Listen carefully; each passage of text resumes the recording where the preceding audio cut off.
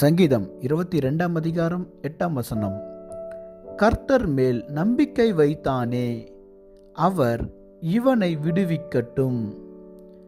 இவன் மேல் பிரியமாயிருக்கிறாரே, இப்பொழுது இவனை மீட்டு விடட்டும் என்றார்கள். ஆம் தேவ பிள்ளைகளே, ஆண்டவரை நம்பியிருக்கிற இவர்கள் வாழ்க்கை இன்னும் மாறவில்லையே என்று நம்மை பரியாசம் செய்யலாம்.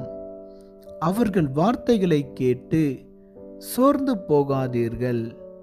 நிச்சயம் ஆண்டவர் நம்மை தூக்கி உயர்த்தி ஒரு உயர்ந்த ஸ்தலத்தில் வைப்பார்.